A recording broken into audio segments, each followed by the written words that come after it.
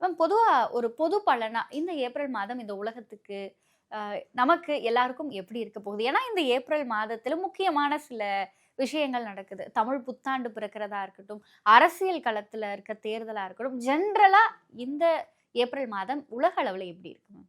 உலகளவுல எப்படி இருக்க போகுது அப்படின்னு பார்க்கும்போது, ஒருத்தர் அரியணை ஏறுறாங்க. மத்தவங்க எல்லாம் அத பார்த்துட்டு சந்தோஷப்படுற மாரி எனக்கு அது ஃபீல் ஆகுது. எப்படின்னு சொல்லுங்க? மத்தவங்க சந்தோஷப்படுறாங்க. அது உண்மதான். இந்த ஒன்றிணைதல் அப்படின்னு சொல்லுவாங்க. ஸோ அந்த ஒரு விஷயம். அம் இங்கிலீஷ்ல ஒரு ஒரு கோர் வேர்ட் அது ஒண்ணு இருக்கு. சரி நான் இப்போதைக்கு சொல்றேன். ஒன்றிணைதல்.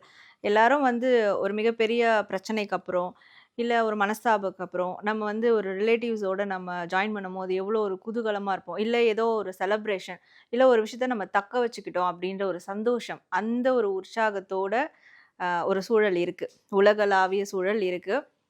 இது வந்து ஒரு 4 மந்த்ஸா அ உலக ரீதியா ஒரு பிரச்சனை போயிட்டுருக்கு. ஒரு விதமான மன நெருடல் எல்லாருக்குள்ளயும் இருக்குன்றபோது, ஸோ இந்த மாதம் ஏதோ ஒரு ஸ்டாண்டர்டான டிசிஷனோ, இல்ல ஒரு நிலைத்தன்மையோ, ஒரு மையத்துல வந்து உருவாகும். உலகத்தினுடைய ஒரு மைய புள்ளியான இடத்துல உருவாகி, அதன் மூலியமா எல்லாரும் ஒன்றிணைவாங்க. எல்லாரும் வந்து செலிப்ரேட் பண்றதுக்கான ஒரு விஷயம் நடக்கும் அப்படின்றது இங்க தெரியுது.